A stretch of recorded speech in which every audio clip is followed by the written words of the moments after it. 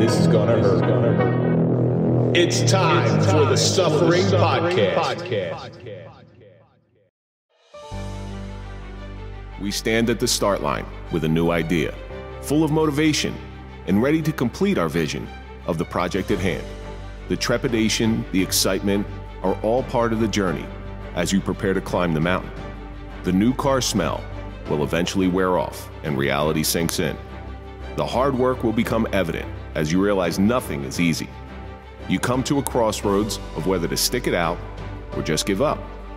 It is rare to have the fortitude to fill in the gaps between the start and the finish line. To have the resilience to see your project until the end. There will be failures along the way, which makes your victories that much sweeter. I'm Kevin Donaldson, here with Mike Falaise, and welcome to the Suffering Podcast. If you're a fan of overcoming adversity and overcoming suffering, then we're for you. Because that's what we do here, and that's the stories we highlight. So do me a favor, hit that like button, subscribe to the channel, please comment, ring the bell to get notified of all of our new content. Now you can join. Follow us on social media so you can find out what we're up to. Kevin, I was going to say, you hear Mike Falaise. Where is he? I don't see him in the camera angle over there. He's gone. We switched it around. It's season 4, so it's a little bit different. Our guest is under the table today. You know, this is our first you and I recording. And, you know, we come in this studio every week and we try to make a very good production and a good show, professional show. But that comes with a lot of practice and a lot of mistakes.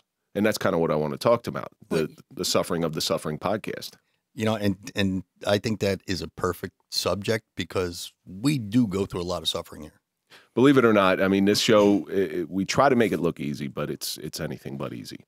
Before we get into anything, let's give a big shout out to our marquee sponsor. That's Toyota of Hackensack. We don't trust anybody as cops, but we do trust them. So if you're looking for a car, go to toyotahackensack.com. You see, I didn't screw that up like the live event. I know, yep. But see, we're not cops anymore. Yeah, I know. We don't screw that. As podcasters, we don't trust too many people. We're going to have to change that one. So this week's social media question comes from Sim_Teller456. What is the value of people close to you? People close to me, I would say like family, friends. Which is a small group. Yeah, it's a small group. Well, they say you could count your friends on one hand. If you're lucky. If you're lucky, yeah. You know what it is? I'm the type of person, you know my father, you know the way me and my brother were raised. You'd do anything for a friend. And when I do something, people say, thank you. I was taught you never have to thank a friend. To me, they're an extension. Friends are more like family to me. You know, I mean, the value, just even someone like you, as much as I don't like you at times. It happens. You're not the first to say that. No, but the value of our friendship. I know you're a phone call away. Mm-hmm. You know, and I know if God forbid I left here and broke down, you'd probably be the first person I call because you'd be right there. I'd turn around and come catch you. Absolutely. Even though I freaking hate going to your neck of the woods. Yeah. But so I'm in a different situation, you know, and I look upon your family, your father, your brother, and at times I get a little jealous because you guys are close. You guys can lean on each other. Your father, you know, he comes to every event we have. He's probably our biggest fan. He really is. When's the last time you seen one of my family members at an event? Right? Yeah. So because of that, my people in my circle, my family, you know, obviously outside of my wife and my children and stuff like this, that's obvious. But my people in my circle, they are my family, and that circle is very small. You know, it's you and like 2 other people. See, when the circle's small, that's less Christmas presents to buy. That's the positive part of it.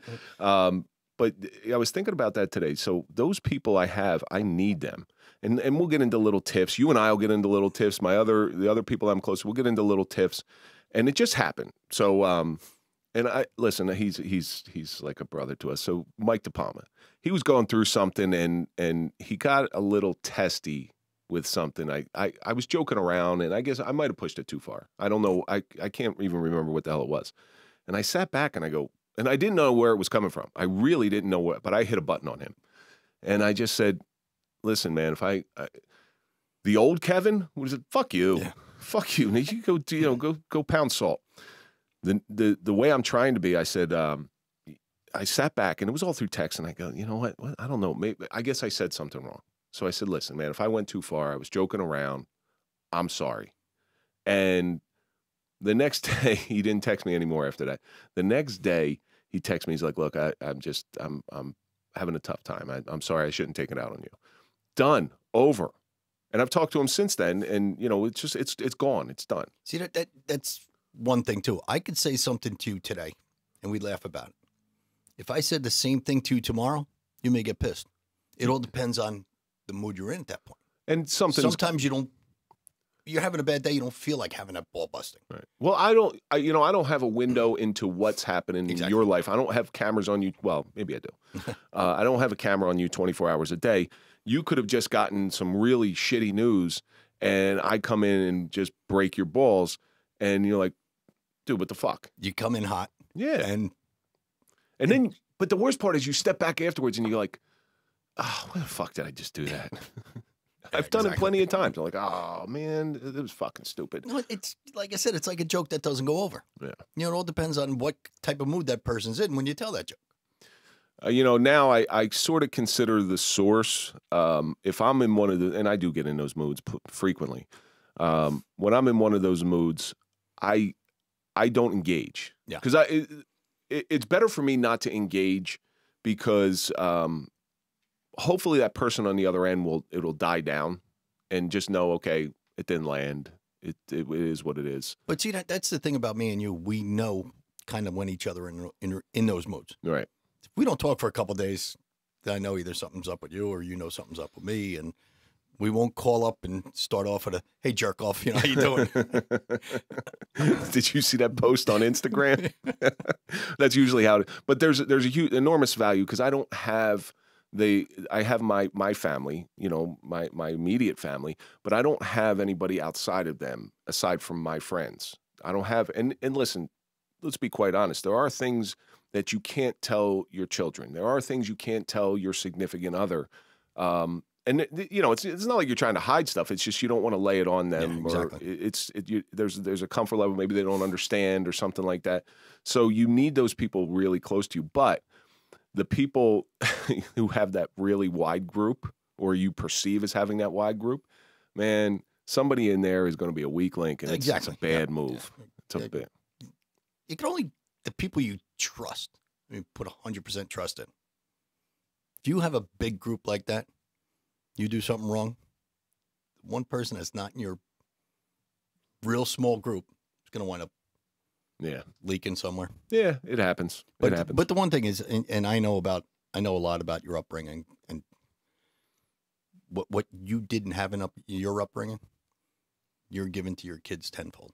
And I think that's, I'm not saying that's why you do it, but I think that's one of the reasons you do it. Because, I mean, you are a fantastic father. You're involved in everything your kids do. So I took a lesson from Stacey Ellis and Benny Love. Okay, they are big proponents of breaking those generational curses. So I took those to heart. Like when they were saying that, I go, you know, I just sat back and sort of listened to it. And that's kind of where I'm trying to go to. I'm trying to break that generational curse. You know, am I successful all the time? Absolutely not. You know, there are times, but I can say this, I've never laid a hand on my kids, ever. Yep. And I never will, because there's no value into it. It didn't work with me. It actually had the opposite effect with me. Because listen, if I'm going to do something, if I'm going to get blamed for doing something, I'm going to do it. I'm going to do it. Listen. Believe me, I know. So Sim Teller 456, thank you for sending that question in. Keep sending your questions in, and we will try to get them on the air. So, Kev, you know, we start off with the same question pretty much every week, and it's got to be the toughest question to answer. Tell me a little about yourself. I think our audience is really tired of hearing about ourselves. Yeah, no kidding. Tell me a little about your neighbor. I think you know, some people in our audience now are going to be able to write a book about us without us. They know more about us than we know about ourselves, probably. I'm pretty sure they know more about me than my kids know about me. You got that right. So we've been doing this now for 3 years. We're now in season 4.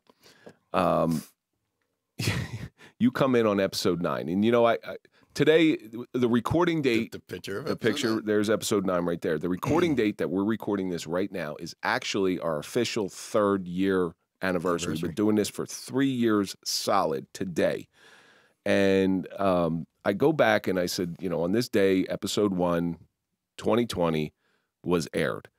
And I just think about all the stuff that has changed in our lives as far as what we do here and how we do it. We were just talking before about the remnants of the old studio. We called it like the Roman Colosseum. It's ancient ruins now. I was down there doing some stuff, and there's still some remnants up. And to some extent, they'll never go away. But it's a little sad. We should get pictures and just, interject them in this episode, like the old studio. Yeah.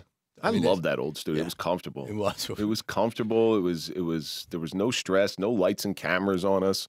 We could stop when we want. We didn't have to care about what we looked like. Yeah. Not that we care anyway, but we had to care for one picture afterwards for the thumbnail. That was it. Yeah. And look at us. We were both wearing hats in the pictures. Mine's tilted a little bit. Yours is up above your head. I was so much younger. Look, no wrinkles. Yeah. No wrinkles there.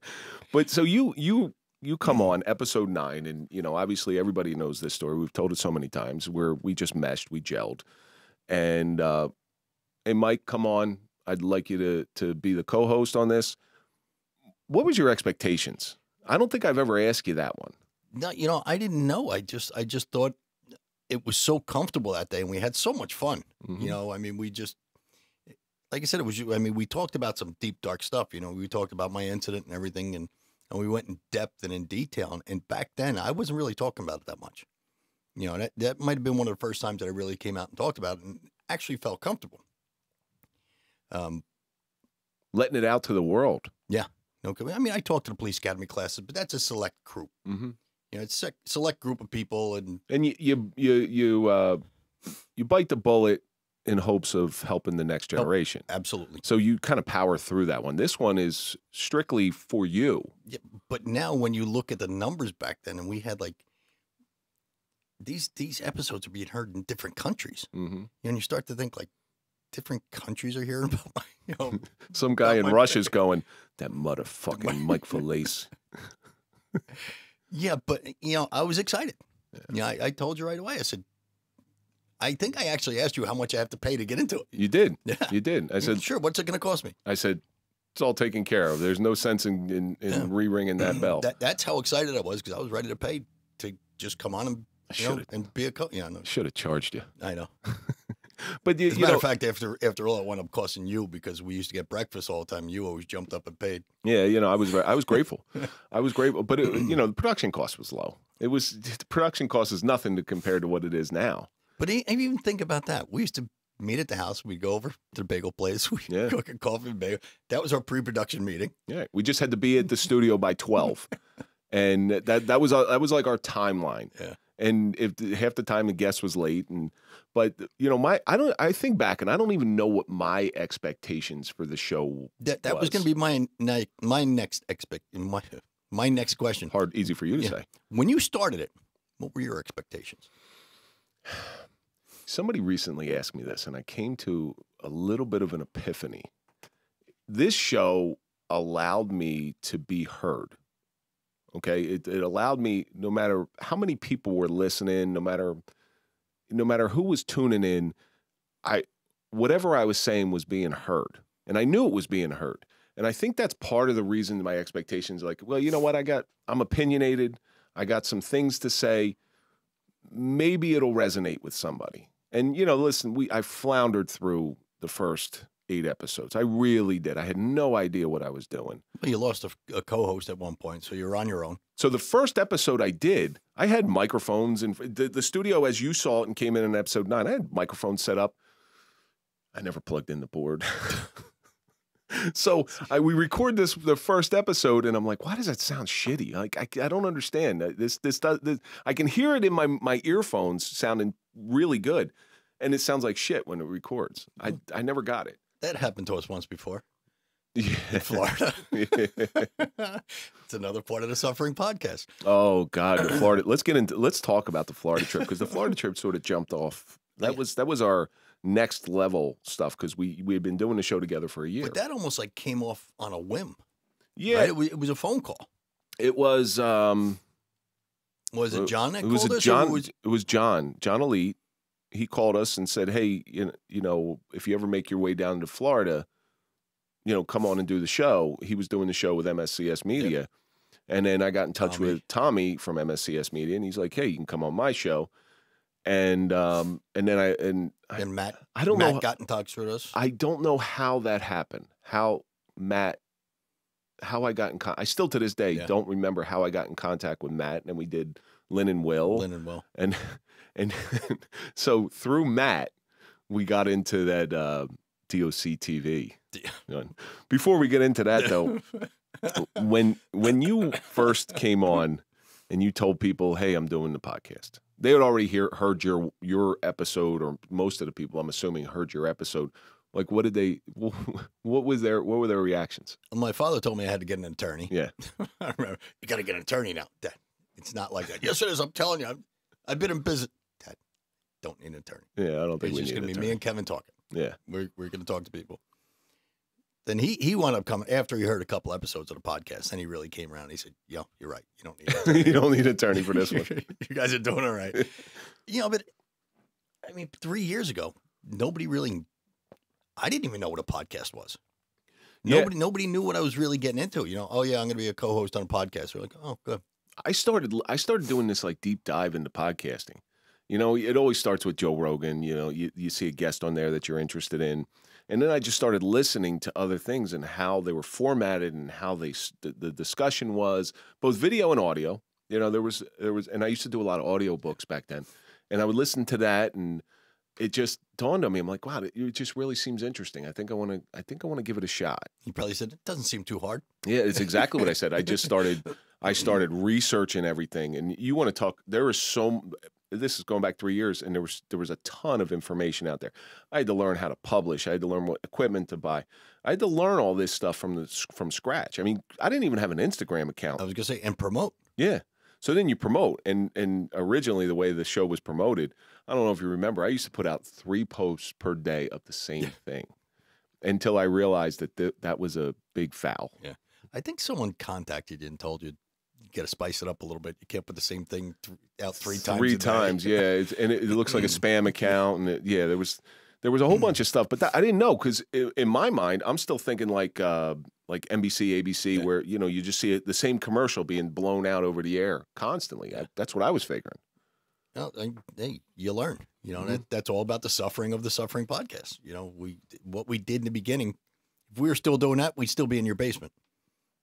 Getting 300 views. Wouldn't be the worst thing in the world. No. I'd still be happy with doing it. It's just we outgrew it.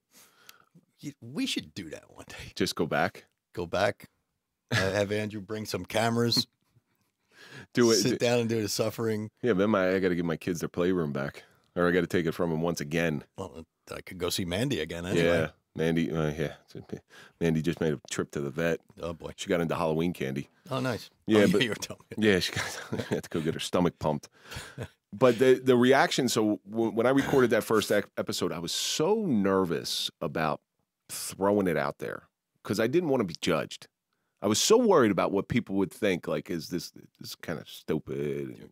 What does he think? He's a big ego guy. Yeah, yeah. Like who the hell is this guy to think he's got a voice? And so I was very, very selective on who I sent it out to. But now the other thing is, how did your wife and kids feel about it? Because you were bringing strangers into their house. We brought some characters into your house. I think my wife overheard me once talking about it with my first co-host. And she turns it, "You're starting a podcast?" I was like, yeah, just, where are you going to record it? Downstairs. Right next to your gym. Yeah, right next to your gym. And what I did was I went out to Harbor Freight and I bought a bunch of moving blankets. And there were my sound barriers. I hung them from I have a drop ceiling downstairs. I hung them from the ceiling with clamps and stuff. And after the recording, the studio was completely broken down. You couldn't even tell I was in there. Like, everything was packed away. And I just, every Saturday, we recorded on Sundays. Every Saturday, I'd put them back up.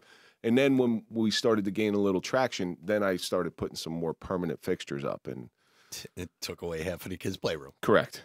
And, they couldn't be down there. They had to be quiet when we were down there because Trish couldn't have clients down there. Yeah, I had to schedule like 12 o'clock on what do we Saturdays. 12 o'clock on Saturdays. That's it. That's my time for 3 hours block. But then here was the worst part. And here's where the suffering comes in. We would record. I'd go into my garage with headphones on, and I'd go through the episode. and I'd just go through the episode, and I'd take out everything, and I'd put it up. It was a little easier because You'd go through it like a toothpick, though. You picked out every had a lot more control over audio. Yeah. You know, video's a little bit different. It's a little bit more. It's because you can't sync it. Right, and when you chop video up, it looks choppy unless you put a transition in there. But the education I got from doing that, like with your voice, so it was like looking at The Matrix. And anybody who edits podcasts or does their own little hobby thing, you'll start to look at little waves. I could tell when you were going to say when you were going to say the. Like I didn't even need to hear the words. I could see it on the sound wave.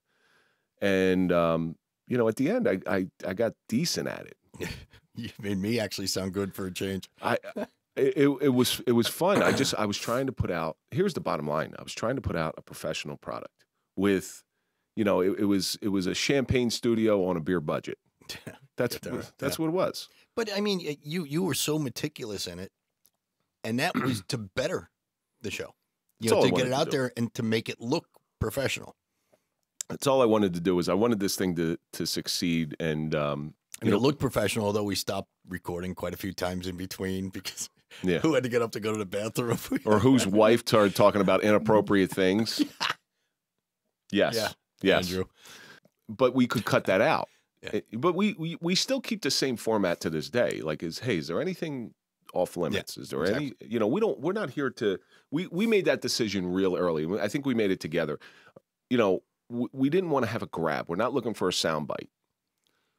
We're not looking to exploit people. You know, we always said there's the only thing we won't really talk about is politics. You know, we've talked about race in here before. You know, we had Slayer V and Tasha Ann in here. We don't hold back. You know, and like I said, we're not looking to exploit people. You know, we had Scott Stevens on. We weren't looking to exploit little people. We just wanted to get out the suffering of a little person. Well, certain things see what they're going through. Certain things with Scott that you don't even think about. It's like, why even have a second row of cabinets in your kitchen? Yeah. Can't reach them, you know, unless you want to pull out a 6-foot ladder every time. But then you have people who ask him, what's it like to be the first person to smell a fart? Yeah, well, that's part of the inappropriate questioning that comes in from time to, or do you tape it back? Like, how do you hide it? Duct tape. Duct tape, yeah. Now, when you got involved, was there anything that surprised you? Like, you know, when did it start getting real, I guess? You know, when I really started paying attention to the listens. You know, the first couple, you know, you look at it like your first couple episodes, but like with my episode, for some reason it caught feet. I think the first episode you were co-host with was like episode 11 or 12. I think it was because 13 for some reason you couldn't be there. Wall Landscaping, I think it was it was been the first one that I was in on. It was 11 or 12 because I can still remember. Yeah. 10 was Will Fern. 11 I'm drawing a blank on, and 12 I'm drawing a blank on, and 13 was Jay Aponte. Yeah, Jay Aponte. I think I was in the hospital with pneumonia. Or I was gonna go in the hospital. I couldn't breathe. It was no. The one I couldn't breathe for was healing, soul healing, the Soul Sisters, Soul Sisters, with Helen, Nadia, and I can't remember. Yeah. I can't. Now we're getting old. We're getting old. Yeah. 23rd Hour Angels. 23rd Hour Angels. That's what it was. That's when I woke up and I couldn't breathe. I wanted going to the hospital that day and had pneumonia. But what surprised you? Like when we got in there and we got into our thing. What surprised me is how open people were. You know, they're talking about their deepest and probably lowest points of their lives. To 25 listeners. Yeah. Yeah. But to two idiots just sitting across the table from them. You know what I'm saying? I mean, they were bearing their souls to us. And that's when I kind of realized that we really did have something.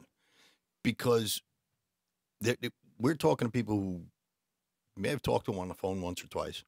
Now they're sitting in your studio bearing their souls to us. But again, it goes back to that initial expectation of mine. They felt heard. You know, that's all we want in this world is to feel heard. You know, how many times husband and wives, I know, you know, me and my wife are very, very guilty of this, where we don't hear each other. And I think that's what we did for people, especially back then, is we gave them a voice. We gave them the ability to be heard when maybe, you know, it's like you're in a crowd and you're yelling for help and nobody's listening. And we weren't judgmental. We've never been judgmental. Well, maybe one time. We've never been judgmental of anybody that's been in here. What their story is what their story is. Because we tell people all the time, you're going through that suffering. You're not the only one that went through it. Remember when we got the clap back? So, you know, we allow people just to tell their story from their perspective. And we got an email once from somebody, this person's story is total bullshit. It's not real, blah, blah, blah. I send it to you, and then I call that person. I said, look, just so you know, this is what we got. It doesn't change anything. It's just know that this is out there. We don't vet people. No. We take them for what's their word. And if they have a story to tell, they can tell it. If it's true, it's true. Like you said, it's not our job to vet people. About 6 months ago, I got another one, another former guest who, it was an audio episode. And I got another one that's just, this is bullshit. It's not real. It's real to her. Yeah, absolutely. You know, we haven't had too many female guests on here, so you might be able to pick that one out. But it's real to her. Exactly. Her pain is her pain. If that's the way she perceives her, and that's what we say, it's your perception of what happened. Something could happen right here. You'll have one perception of it. I'll have one perception of it. And Andrew will have one perception of it. It's their perception of what happened to them. What episode can you remember, at least a guest, when you're like, yeah, because I had that aha moment when you came in. Yeah, we got something. It's probably going to be the one that was my favorite episode of all time. And if you ask me which is my favorite episode, which was the most heartbreaking episode, which was the most heartwarming episode. This one? No, this one. Gene Halberger. Yeah. That to me was the start of, that was like my holy shit moment. You know, if someone could come in and talk to us about something like that happened to him. Who stayed away from the media. Yeah. But I think outside of like his immediate family and friends, we were the only people that he really talked to openly. And for what it's done for him, I'm not saying what we did for him to get it off his chest. And give us that message on the way home, it was the most peaceful ride home to Lake George, I think he was going to. He said, I want to thank you. That was the most peaceful ride I've ever had on the way home. I still remember that phone call I got. I got it from your brother, Frank, who had done some stuff with the Anti-Bully Squad with him. And, I spoke to Gene. It was like a 3-month process. Yeah. I spoke to Gene. I was like, no pressure. I'm not pushing you. If you'd like to come down, we'd love to have you. It's a great story. And the other thing we say is listen to a couple of our, I mean, we tell everybody before they come in, listen to a couple of our episodes, see what we're all about. We talk deep shit, but we have a lot of fun doing it. And that's the other thing that I think we do is we make it a comfort zone here. We tell people all the time, within 5 minutes, you'll forget there's a mic in front of you. And then the hour's up and they go, it's over already? Yeah. Because I think that, like I said, we're just two regular guys. And that's the other thing. If we were sitting here in suits and ties and these people had to talk to us, they probably wouldn't let their guard down as much as they generally do. I felt intimidated with Dr. Miggs. Dr. Miggs was dressed in the nines. He was. He's dressed in the nines. And I go, I'm looking at what I'm wearing, and I got old Navy pants. And half of the times down in your basement, I used to take my sneakers off all the time. Khaki shorts, take my sneakers off. Sometimes I wore slides. I still wear slides in here during the summer. So I made that studio downstairs as it was camera ready. Like that studio really was camera ready, but I did that for a reason. So and I spent a lot of money trying to set that up a certain way with the LED lights around, because I wanted people to come down and think, okay, this is something. This is not a fly-by-night thing. This is a real deal.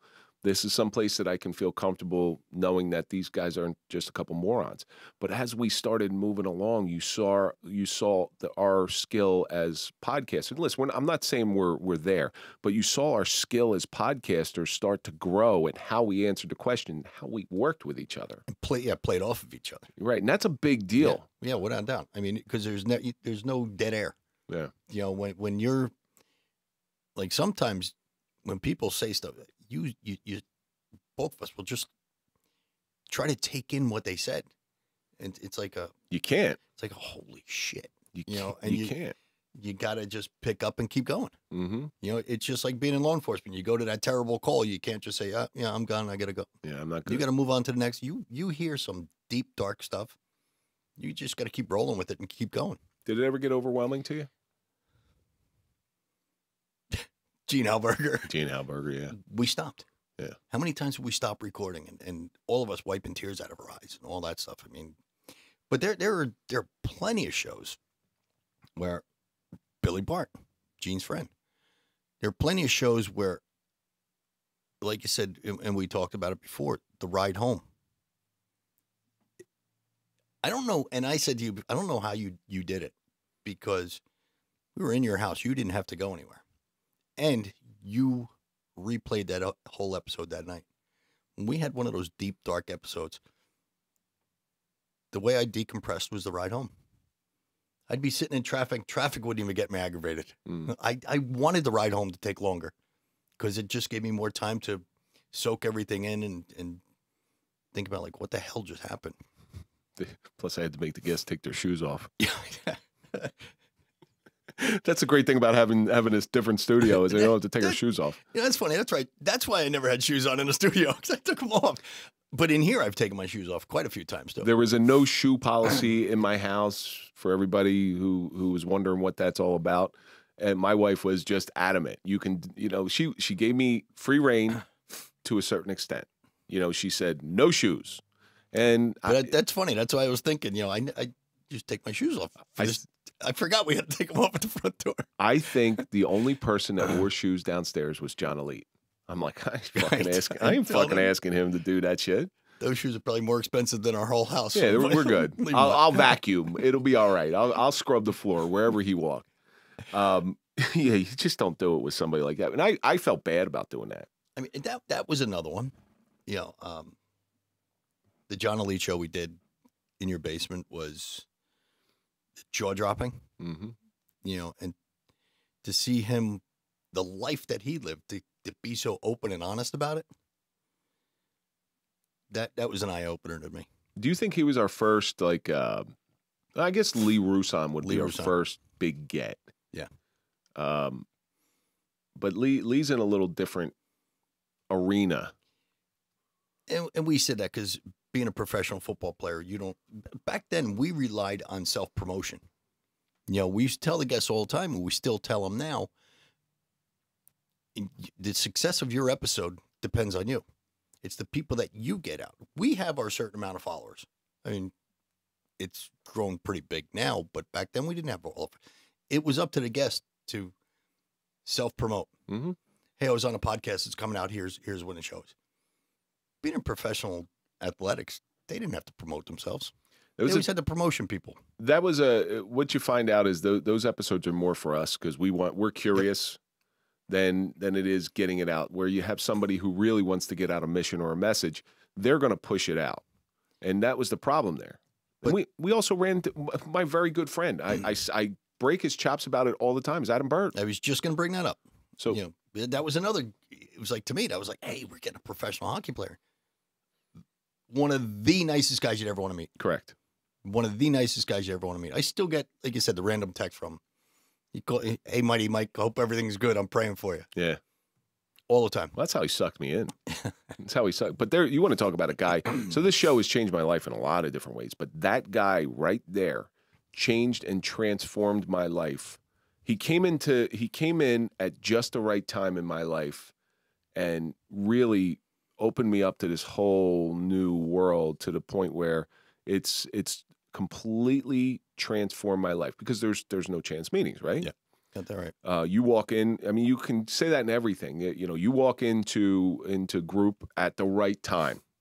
And it, just so everyone knows too, when Mike came in on episode 9, prior to that, I foolishly separated myself from group. I felt like I had to, for whatever reason, that I felt like I had to get away from group for a while. So I hadn't talked to anybody. And I think I called you or something because I was like, Mike would be a good guest. I called you and we talked for 45 minutes. I can tell you right where I was in town because I was working.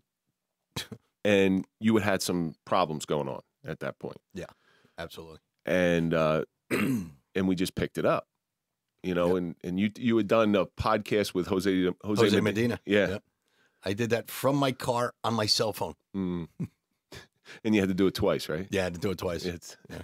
Because the first time I had it on speaker because I didn't feel like having a phone to my ear the whole time. And he said it didn't come out all that well. So I had to go back and do it again. Well, that was my fix for, so remember I told you I didn't hook up the microphones when we first started? So our publishing site for our audio has this thing called Magic Mastering, which sort of readjusts the levels. It's an algorithm that it puts it through and it readjusts the levels, so it makes it sound a little bit more professional. I went and bought this extra extension onto it, thinking that it'll fix it. It really did. It fixed it a little bit, but it really didn't fix it. And one day, I think it was episode 3, I plug it in. I go, "Oh, you're such an asshole." But that's the mistakes that I made. Like, you know, when somebody like Tom Smith comes and we just talked to him on our live event, he came in. I am more than willing to tell everybody, this is how I did it. It's not the way, it's the way I did it. And these are the mistakes that I made. You know, and that's what's good about doing podcasts is, and we say this all the time, you don't have a time slot. You know, you're not competing against other podcasts. You know, on the radio, they have their, you know, the morning drive, afternoon drive. You're competing against us. We don't compete. And Tom with Gold Shield Show was so overjoyed that you were willing to help him out with anything. I think that's something that we should do. I think we're beholden to do that because like you said earlier, okay, when you help a friend out, somebody who's close to you, you don't want to thank you. And I told Tom flat out, I said, I don't think you owe me anything. Don't think you pay me back with anything. Don't even say thank you. But I will tell you this. Here's your obligation. When that person further down the line comes up to you and says, hey, listen, do you mind if I picked your brain about the Gold Shield Show? That's when you step up, and that's your debit. That's what you owe. Yeah. You know, we had someone that we were going to get, female police officer. Yeah. Right? Yeah. And I wound up getting her number. I'm not going to mention the name, but I got her number, and I said, hey, listen, you know, we introduced myself. I said, we do a podcast. I said, you know, I'd love for you to come on because she went through some real traumatic She was in a shooting. Yeah. Yeah. So she said, oh, yeah, let me think about it, and I'll give you a call back. She called me back a couple days later. She said, nah, we do a podcast too, so I don't want to do that. Yeah. It would have been cross-promotion. You know, it's not like your podcast is airing at 8 o'clock every night, and ours is airing at 8 o'clock. You know, you can listen to a podcast whenever you want. A high tide raises all boats. Yeah. No kidding. A high tide. You know, that's one of the reasons I go out as a guest on a show. I go out as a guest as much as I can because I always get the opportunity to mention the Suffering Podcast. Always. Okay. And what's good for the show is good for us. Yeah, and it's good for our listeners. That's all that is. So if my advice, you know, and I tell Tom that too, and Tom has taken the reins on that one. Tom goes out on other shows and he talks about it, and he always, because it's an opportunity. Then all of a sudden you share audiences. So we went on Gold Shield Show. And what was the value of us going on Gold Shield Show? Number one, it's very similar. They're friends of ours, so I think we should do it anyway. But some of their listeners will come over to us, and some of our listeners will go over to them. Oh, yeah, without doubt. And then, because they're similar shows. Right. You know, it's similar theory between each show. Two guys just sitting behind a microphone talking. Two former cops sitting behind a microphone talking. So thinking back 3 years, what are your mistakes? Besides almost getting knocked out. Almost getting knocked out by 2 people. One a professional boxer. How about farting on Instagram Live? Would that That was funny as hell. That was funny as hell. So you look back at your mistakes and you try to correct your mistakes early on. I mean, like I said, there's just some inappropriate questions that, you know, but they're not inappropriate questions. They're questions that kind of be needed to ask, but there are a couple times I think I asked them at the wrong time. Did it take you time to find your lane? Oh, yeah, without doubt. Yeah. Well, you know, I knew coming in, and I tell you all the time, you're the interviewer. You know, you're a great interviewer. You're very good at it. You got the radio voice. You got everything. And I know when my time to step in is. With the wall landscaping one, I was sitting there like, Thank God we didn't have cameras. I'm like, what do I say? What do I do with my hands? What do I do with my hands? What do I do with my hands? Yeah, but you learn as you go along. Yeah. You know, everything's a learning process. But I want to ask you. You asked me what was my toughest show, my toughest moment. What was yours? The one that kept me up at night was Clark Fredericks. I've said this before, but that actually, I didn't sleep that night hearing that. And I knew the story going in. I read enough about it. Clark had told me a little bit, but hearing it out of his mouth, I remember laying in bed and just staring up at the ceiling, thinking that stuff over and over. Because there's a lot of backstory to that I don't really want to get into, but there's more to his story as it relates to me. And that was one where I was like, holy, this is real. Gene was tough. Gene was tough, but it didn't keep me up at night because it was a bad story that I was hearing and I didn't feel it. With Clark's story, I felt it. Yeah. And that sucked. Personal connection. Yeah, it really was difficult for me to listen to. But that being said, it has opened new doors for me in the way that I deal with my own past. Yep. His strength, sort of rubbed off on me a little bit. But even our guests have gotten a little bit better at doing this. I was listening to episode 13, Mike DePalma, first time he came in. Mike said and ah about 5 million times. And we just had him in here for episode 158, Suffering of Fun. And But see, Mike didn't really know you all that well. Yeah. And I don't think he was that comfortable. I still don't think he's comfortable. Listen, he'll stay here all night. We could do a 5-hour episode with him. Put a mic in front of him now.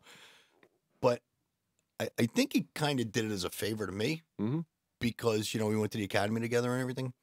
And then he just became part of the show.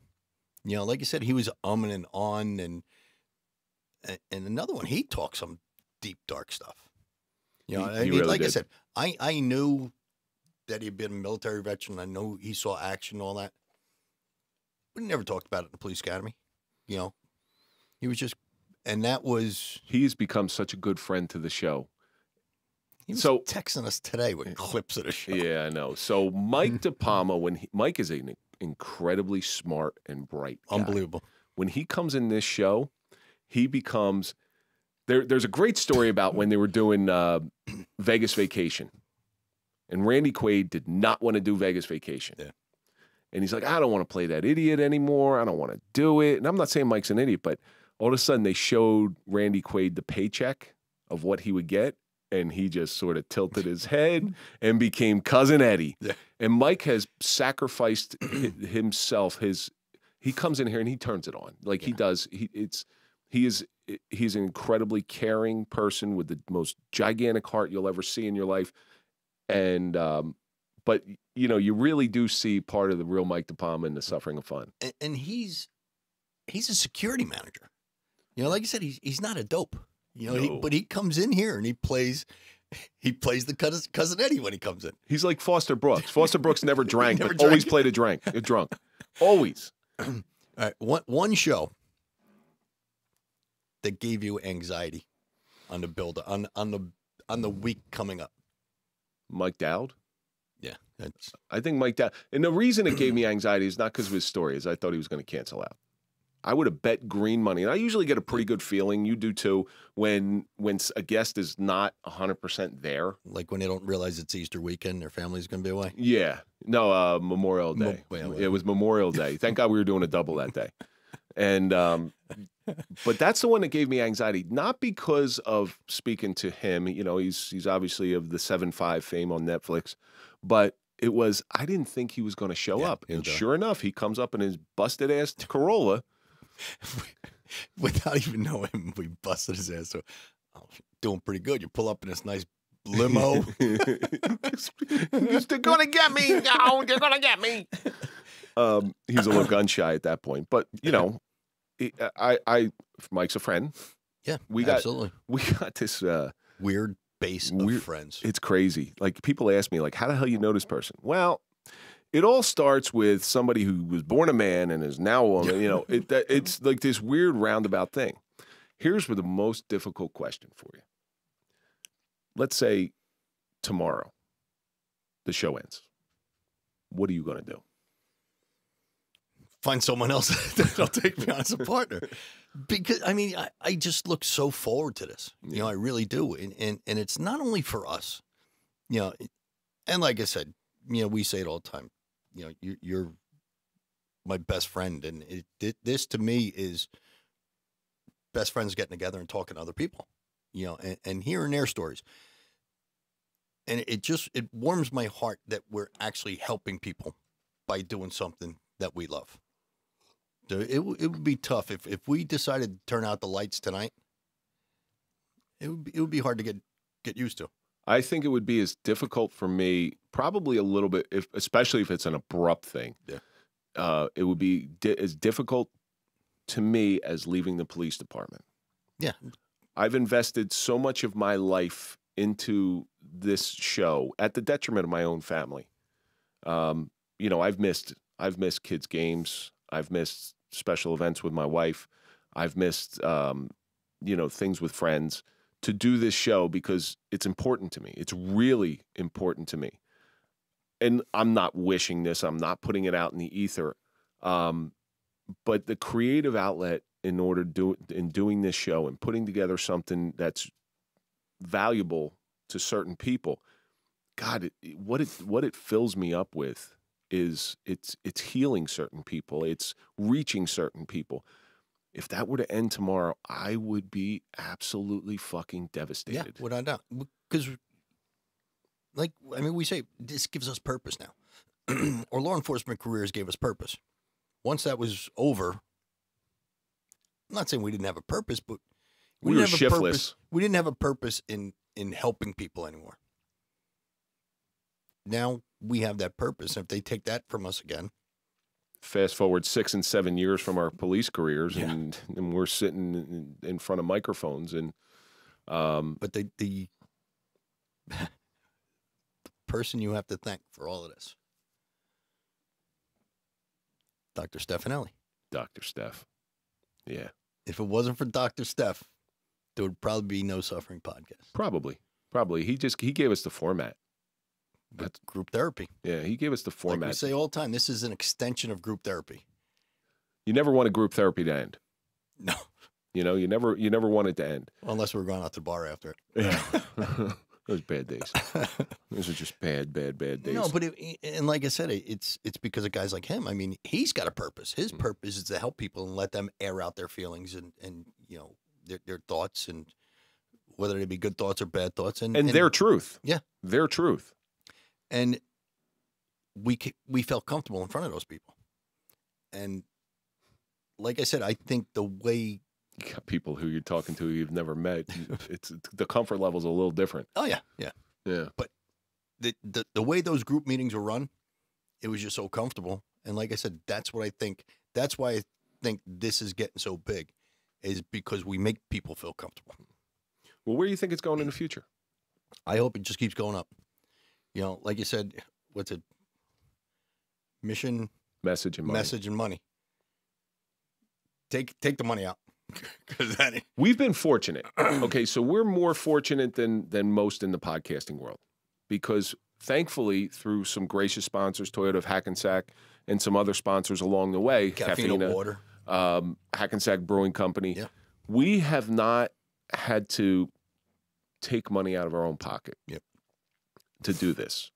We're very ultra fortunate that we're able to have these people in our corner. But we're not putting money in our pocket either. No, we're not. So, and I don't think we ever will. Listen, if it comes, it comes. Yeah. You know, we're not doing this for the money. You know. In the future, what if I had a wish list? We just did Christmas wishes on Instagram Live. My wish is that, obviously we've spoken to Andrew about this, one room just for us. Yep. And this is what we do. Like, this is what we do full time. Is that ever going to happen? Is it? I have to see it, and I have to work towards that. We did have a plan in the beginning, though, if you think. With Aruba, yeah. We were going to try to get so big. We were going to have our studio in Aruba, and we were going to live there. It was all remote. And with audio, you could do that because, you know, you could do it now. It's but we choose not to do the Zoom podcasts. I know a lot of people out there, and I'm not knocking the Zoom podcast because a lot of my friends do it. It's just not for us. Yeah. I think that's something, if there's one thing throughout this whole process that you and I have been on the same page with from day one, no Zoom. No. Well, we did, the Gold Shield show, not our show. Our show, Zoom. No. We did the one in Florida Zoom, and that was a nightmare. That was a nightmare. It kept cutting in. Good people. Great people. It was a great podcast, too, but it was just a nightmare. And it's hard to judge, like, when I see you take a breath in, I know you're about to talk. And like you said, we got to read the guests. We got to read body language, and if they're talking about their darkest thing, and you see them just like hunching over, that's when I'll try to throw some levity in there, just to perk them up a little bit and everything else. You got to be able to read them. Yeah, and when they're going down like that, you don't want to say, so when they grabbed you by the throat, yeah, exactly. How'd that feel? Those are like almost taking your last breath. Yeah. That's a tough thing. So we chose not to do Zoom. And to the detriment of our show, we could have got some people. We could have got a lot of people. We could have gotten that just opens up your guest list, because right now we have to find people who are either willing to travel or in the New York, New Jersey metropolitan area. And we've done it where people were traveling here, so we had to set it up that week. Mm-hmm. With Amanda Coleman. Right. We could have easily did a remote with her or a Zoom with her from Ireland. Well, think about the domino effect of our guests getting us other guests. Yeah. Stewie, Mike DePalma, Amanda Coleman, and each person has. Hey, listen, I got a guy for him. You got to give this guy a call. Stewie got us J.C. Capone. Yep. I mean, how the hell would we ever know a J.C. Capone? From Long Island. And. Well, by the way, I'm going to speak. Remind me to tell you something about J.C. Capone, because it's actually kind of funny. Just through, we brought up De Palma before. Think of all the people De Palma got us just through that Hoboken connection. I mean, it's Benny Love, Butchie Sanchez. Yep. Stewie. Yeah. So a lot of it started. I think Mike DePalma Hoboken Mike. Yeah, I think Mike DePalma is probably the springboard for so many of our guests, because then it's spider webbed out. So J.C. Capone, this is a little something for everybody. He's producing a movie, and he calls me up, and he's fucked up too. He's just, his sense of humor is so fucked up. He's, hey, I'm putting together this movie, and there's a spot in it for you and Mike. I go, what are you talking about? And he goes, well, we're going to do like this mock podcast, and you guys are going to be the host. And I said, I might have to do some research on that one. I don't know whether I fit that part. So coming soon, hopefully, to a theater near you. Yeah, to a theater near you. To a Netflix special by you. Mike and Kevin doing some fucking movie. I don't know, man. I don't know. Do we have to put makeup on? Yeah, probably. Yeah. All right, I just want a gauge. If I'm not mistaken, we did 4 live, well, not live, but 4 remote shows. Sounds right. All right. Hackensack Brewing Company was one. Mm-hmm. Live Free Farm. I forgot about Live Free Farm. Then we did Grand Saloon and Mickey's. Think of the production from the beginning of that to the end. Oh. That's a gauge to show you how far the show's come. So that Hackensack, that was our first live event. Freaking nightmare. Number one, all of our equipment to continue our podcast is sitting out there in the elements. Yep. And if you remember, Hackensack Brewing was hot as hell, and then it started raining. Started pouring. We had one of those summer high heat humid thunderstorm roll in. And the wind, holding down the tents. We're holding down the tent, trying to keep our stuff, like throwing stuff into the bins. I had those cases, those hard cases, throwing stuff in there so it doesn't get ruined. My computer's laying out there.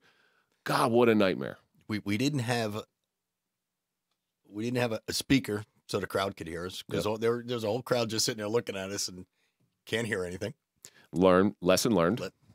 Live Free Farm was the same way, though. Well, we were on the trailer. Well, oh no, we did.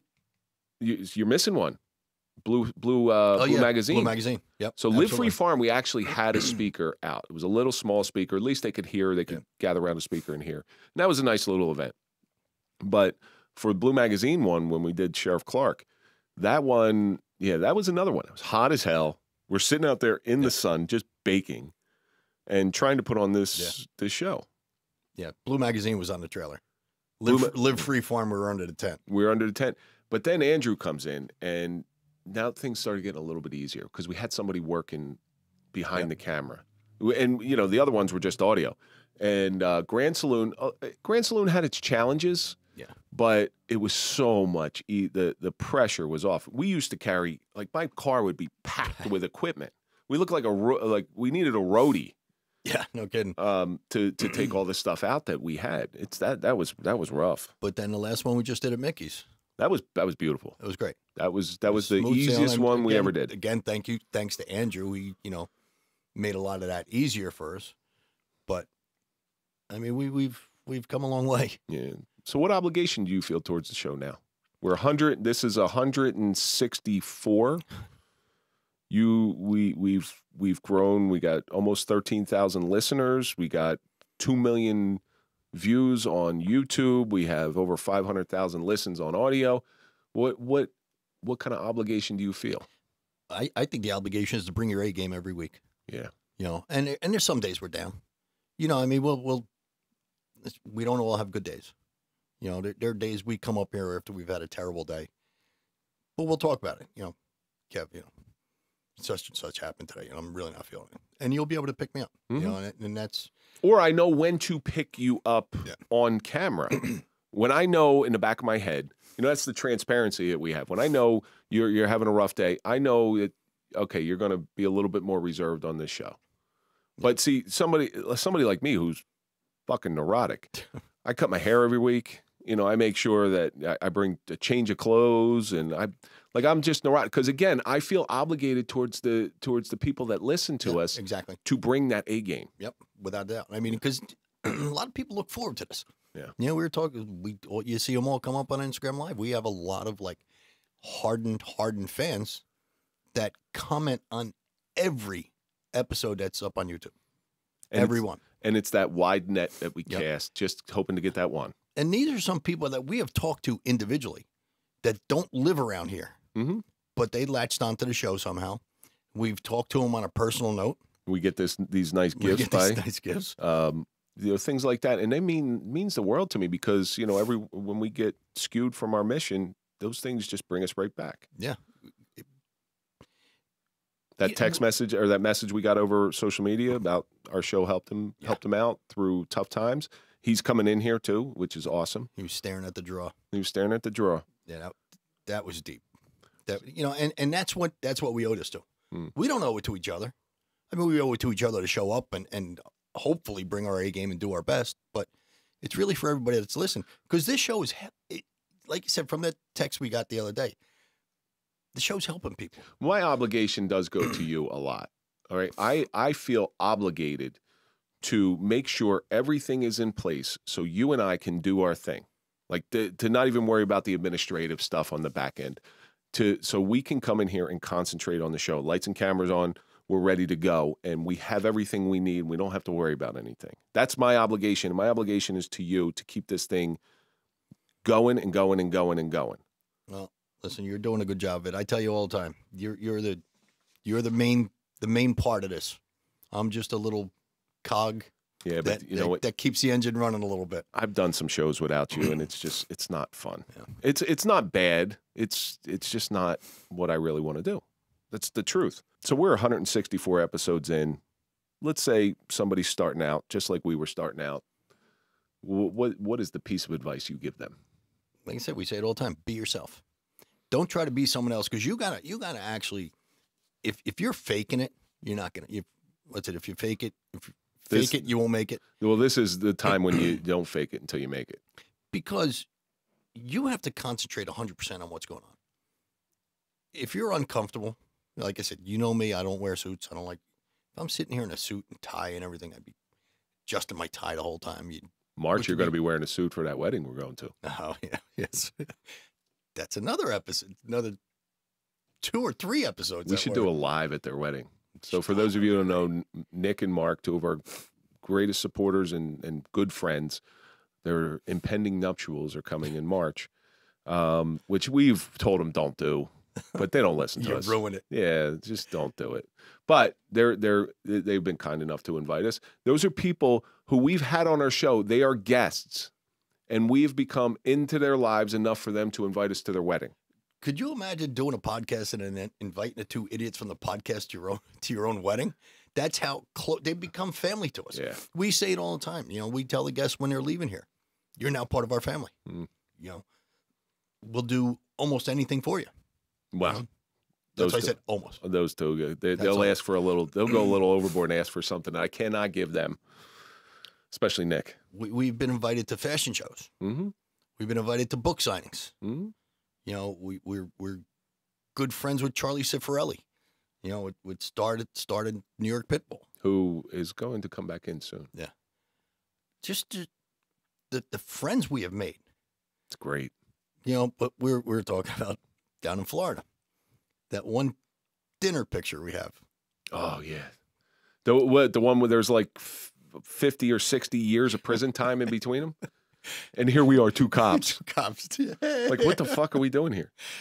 That was that was so much fun. But from that moment on, everything changed. Yeah, it really did change for us. We just started doing this gradual incline to the point, you know, 5 months afterwards, we get on camera, and then, you know, for a year and a half later, season 4, we're fully on camera. We're rocking and rolling. Do you think that Florida trip launched us? Do you think it showed you what we could possibly be? Because Tommy's shows had a lot of listens back in the day. Whether it was yeah, it was eye opening. It was an education, because each studio we went into, I looked around and I said, okay, they got a camera set up here. They got a camera set up here. We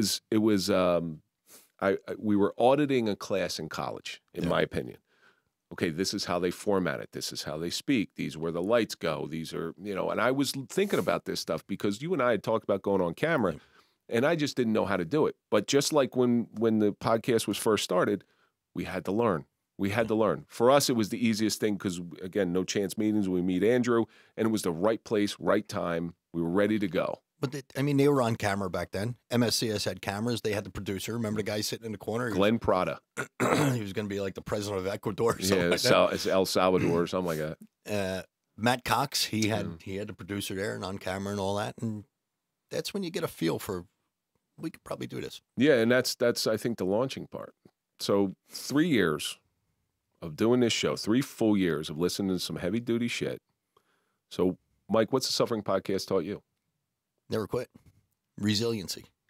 You know, we've talked to a lot of people who've gone through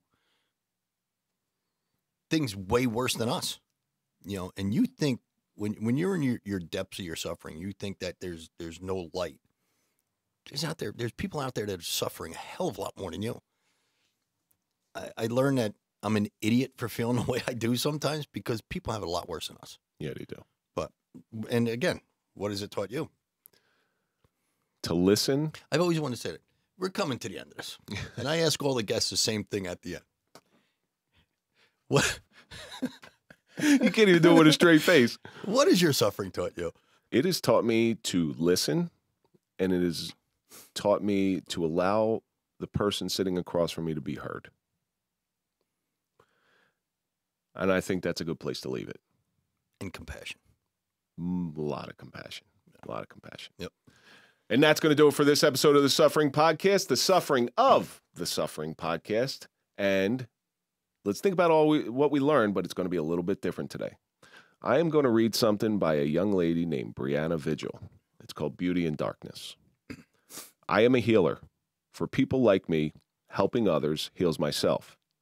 Even if in that moment in time, I cannot find a way to be okay.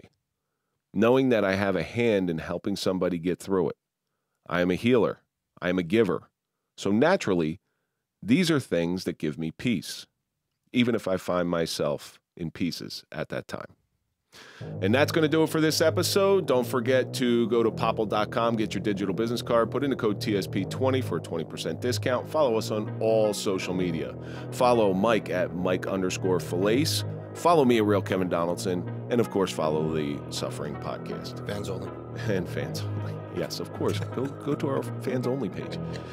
And we'll see you on the next episode.